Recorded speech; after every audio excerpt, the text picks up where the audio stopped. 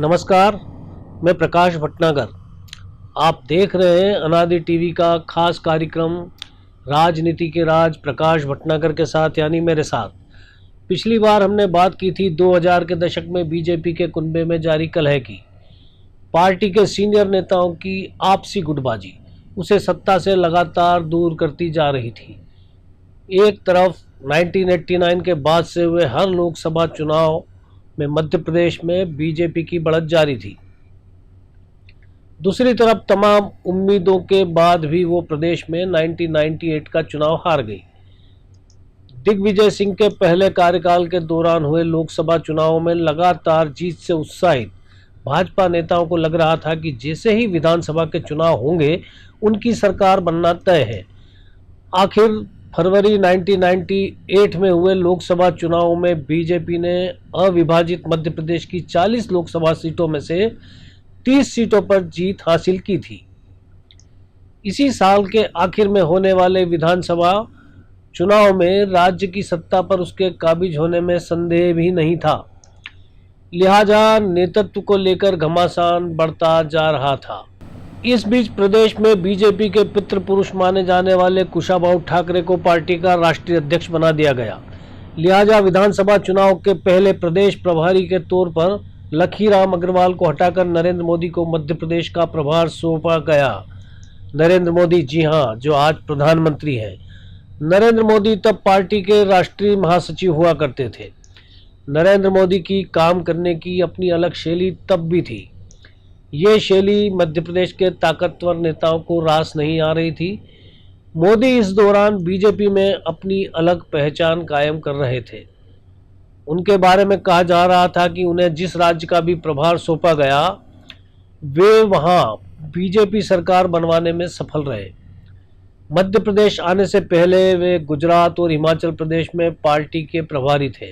राज्य में मौजूद पार्टी के बुजुर्ग नेताओं में से ज्यादातर ने मोदी को लेकर अपने भीतर सीनियर जूनियर वाला भाव अपना लिया।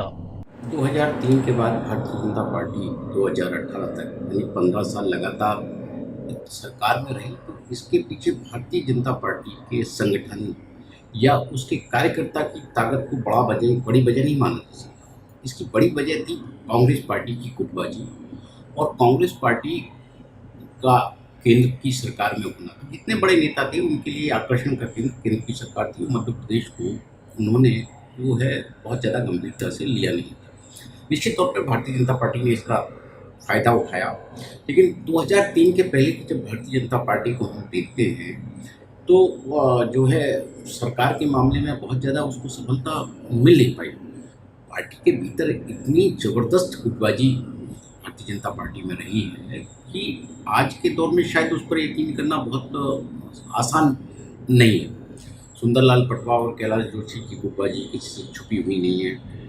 बाबूलाल गौर, गौरीशंकर शेजवार और विक्रम वर्मा के बीच की तनातनी किसी से छुपी हुई नहीं है। लखीराम अग्रवाल के खिलाफ पार्टी का एक बहुत बड़ा धड़ा था, ये किसी से छुपा हुआ नहीं है। अब नरेंद्र मोदी जैसे आज जो देश के प्रधानमंत्री श्री नरेंद्र मोदी, उनके जैसा व्यक्ति मध्य प्रदेश में भारतीय जनता पार्टी के राष्ट्रीय पदाधिकारी के नाते प्रभारी रहा। इसके बावजूद 1998 में पार्टी चुनाव हार गई। तो उसका कारण गुटबाजी थी, नेताओं की महत्वाकांक्षा थी। एक बैठक की यह जानकारी किसी रिकॉर्ड पर नहीं है, लेकिन इस खबर का कोई खंडन भी नहीं आया कि एक पूर्व मुख्यमंत्री ने मोदी की बातों को भरी बैठक में खारिज कर दिया। कहा कि मोदी उन्हें राजनीति न सिखाएं। यह प्रवृत्ति किसी वायरस की तरह पार्टी में घर किए बैठी थी। मोदी से पहले सुंदर सिंह भंडारी को यही जिम्मा सौंपा गया था। भंडारी ने तब एक राष्ट्रीय हिंदी दैनिक से बात की। उसमें उन्होंने कहा कि राज्य की इकाई के कुछ निकम्मे नेता काम नहीं करना चाहते। जाहिर है कि वे अपनी ही बात न सुने जाने की प्रवृत्ति से नाराज हो गए थे। भाजपा पूरी तरह ग्रुप विद इन ग्रुप वाला दल बनकर रह गई थी। मजे की बात यह थी कि गलतियों को भी यह दल परंपरा की तरह निभा रहा था। अर्जुन सिंह के समय सुंदरलाल पटवा उनके लिए मित्र साबित हुए थे। कालांतर में विक्रम वर्मा ने भी दिग्विजय सिंह के साथ यही रिश्ता निभाया। मध्य प्रदेश के संगठन महामंत्री तब कृष्ण मुरारी मोघे हुआ करते थे। मोघे की प्रदेश संगठन पर जबरदस्त पकड़ थी। कुशाभाऊ ठाकरे के हस्तक्षेप सुंदरलाल पटवा, कैलाश जोशी, विक्रम वर्मा जैसे दिग्गजों के आगे मोदी की ज्यादा नहीं चली। आत्मविश्वास से भरी बीजेपी ने टिकट बांटने में भी प्रयोग किए। भोपाल में ही दक्षिण पश्चिम विधानसभा सीट से 2 बार के विधायक शैलेंद्र प्रधान का टिकट काटकर उनकी पत्नी सुहास प्रधान को दे दिया गया। कई जगह ऐसे टिकट बांटे गए और कार्यकर्ता विरोध करते थे तो उन्हें जवाब मिलता था कि कुछ टिकट हारने के लिए भी देने पड़ते हैं।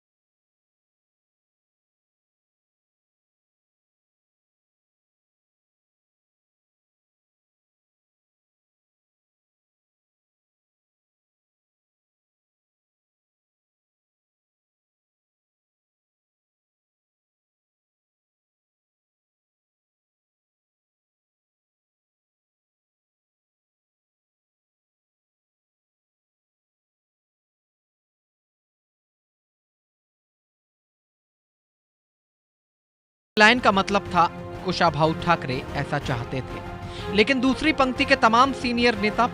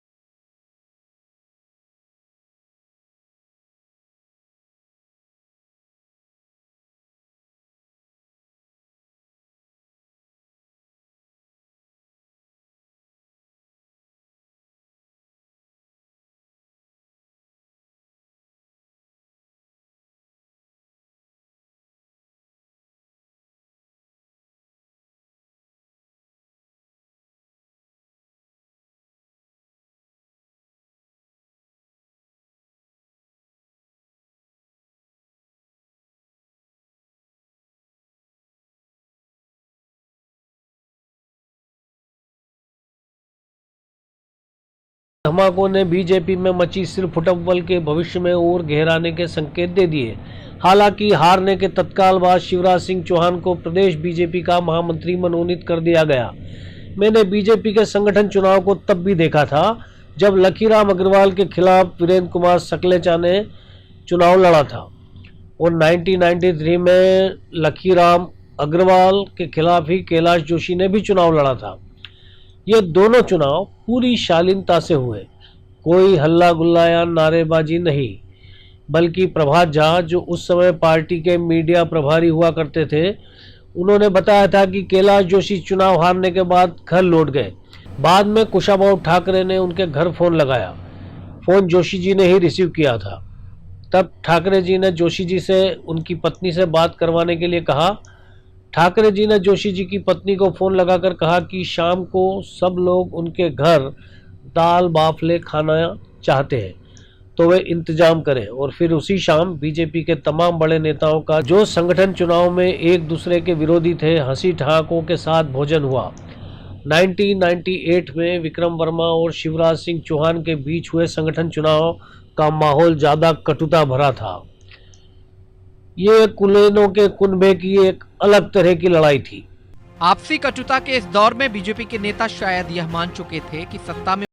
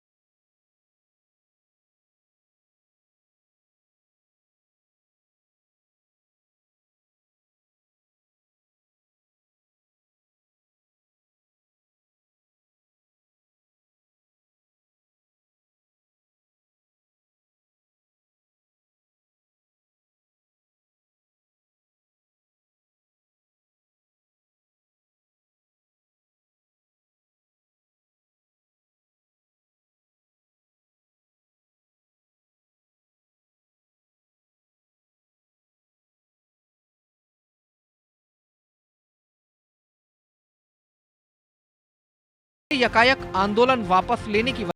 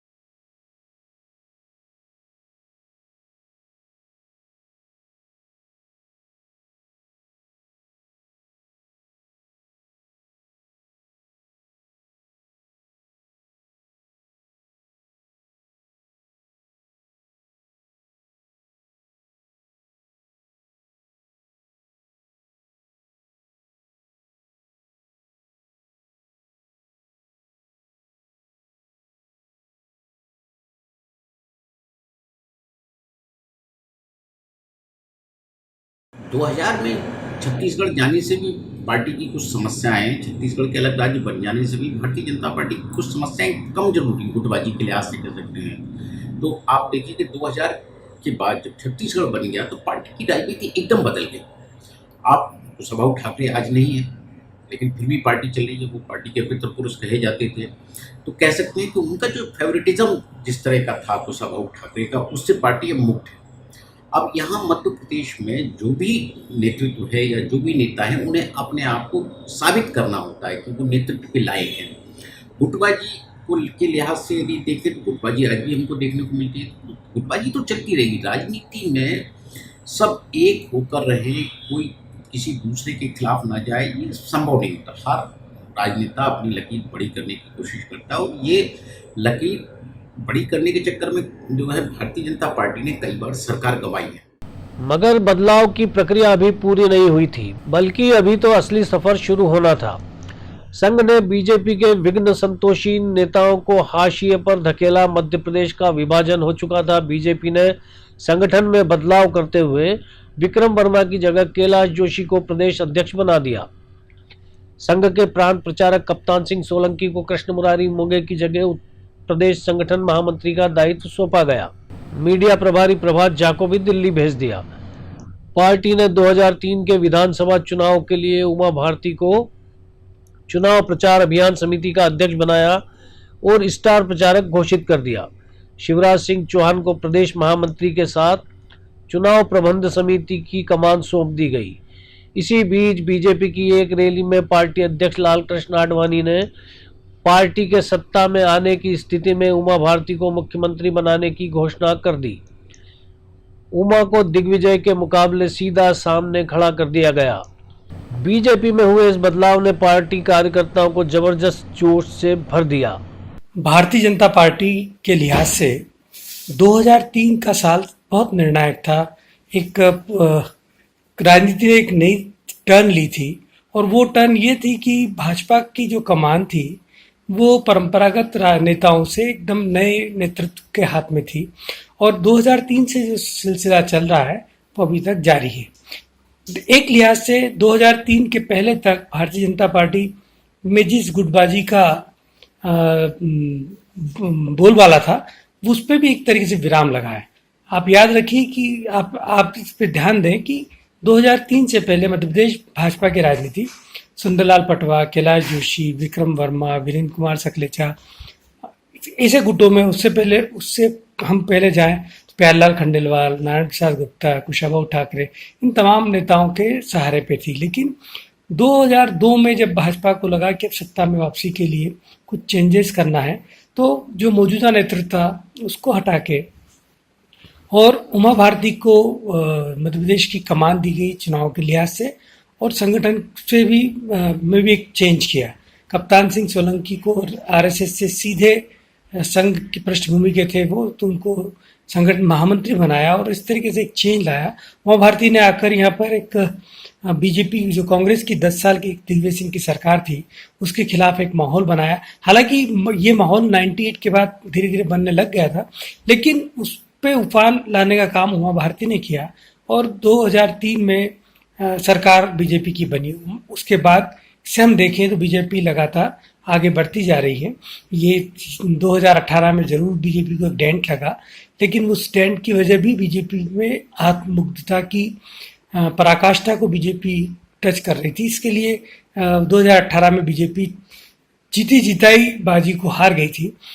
हालांकि अब जोड़ तोड़ करके सरकार फिर से बन गई, लेकिन हम यदि उमा भारती के योगदान को देखें तो वो एक बहुत महत्वपूर्ण योगदान है, क्योंकि 10 साल के कांग्रेस शासन के बाद भाजपा का जो कार्यकर्ता था उसका एक मोराल एकदम से डाउन था और बीजेपी का जो वर्कर था उसको भी लगने लगा था कि सरकार में आना एक बहुत मुश्किल काम है। तो उस भाजपा के वर्कर की उस मनोदशा को तोड़ना और कांग्रेस की सरकार को उसके घर तक बैठाने में उमा भारती का योगदान है। उमा भारती ने अप्रैल में छिंदवाड़ा के जाम सांवली मंदिर में हनुमान जयंती के दिन विधानसभा चुनाव का अभियान शुरू किया। बीजेपी ने उमा भारती के इस अभियान को संकल्प यात्रा का नाम दिया। संकल्प था दिग्विजय सिंह सरकार को उखाड़ने का। यहीं से दिग्विजय सिंह ने भी साध्वी को सीधे निशाने पर लिया। उमा ने उस दिन हनुमान जी को मावे का केक अर्पित किया था। कांग्रेस की तरफ से भोपाल की पूर्व महापौर विभा पटेल ने आरोप लगाया कि केक में अंडा था। यहीं दिग्विजय बहुत बड़ी गलती कर गए, क्योंकि यह वह समय था जब सिंह खुलकर हिंदुत्व के खिलाफ मैदान में थे। उनकी सरकार दलित एजेंडा चलाकर बांटो और राज करो के एजेंडे पर चल रही थी। उन्होंने हिंदू आस्था पर चोट करने वाली फिल्मकार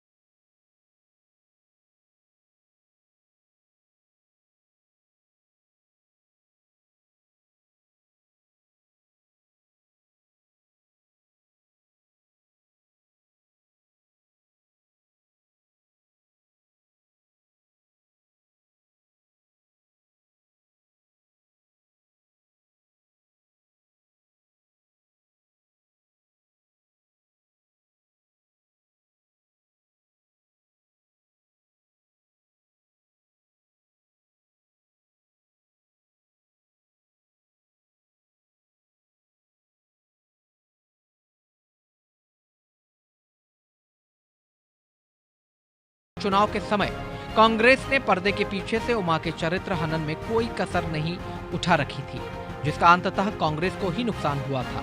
दिग्विजय ने भी उमा के खिलाफ पहली चाल में यही गलती कर दी। बाकी गलतियां तो वे अपने दूसरे कार्यकाल में दनादन करते ही चले आ रहे थे। प्रदेश में सड़क और बिजली सहित पानी की समस्या को उमा ने जमकर भुनाया और फिर 2003 में दिग्विजय सिंह अपनी तमाम कोशिशों के बावजूद कांग्रेस को शर्मनाक हार से नहीं बचा पाए। अब पर्दे पर मंजर तो बदल चुका था, लेकिन हालात नहीं बदल सके थे। इस बार उमा का एक मुगालता उनके नए सफर का निर्णायक गति अवरोधक बन गया। 2003 में बीजेपी ने 230 सीटों में से 171 सीटें जीती थी।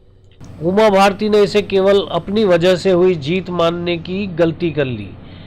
वे यह भूल गईं कि उनके पीछे पूरी ताकत से पार्टी की संगठित शक्ति लगी हुई थी। वे खुद को सुप्रीम समझने की भूल कर बैठी और सीमा रेखा का अतिक्रमण करने की मुद्रा में राज्यसभा चुनाव को लेकर पार्टी द्वारा तय निर्णय को उन्होंने अपने स्तर पर बदल दिया। जाहिर है, न तो वक्त की तलवार आवाज करती है और न ही संघ की बारीकी से पीसने वाली मशीन में कोई स्वर निकलता है। तो हुआ यह कि मुख्यमंत्री बनने के 259 दिन बाद ही उमा भूतपूर्व मुख्यमंत्री बन गई। आखिर ऐसा कैसे हुआ और क्यों 2 साल में ही बीजेपी को तीसरा मुख्यमंत्री बनाना पड़ा? इस पर बात करेंगे अगली बार। तब तक के लिए नमस्कार। आप देखते रहिए अनादि टीवी।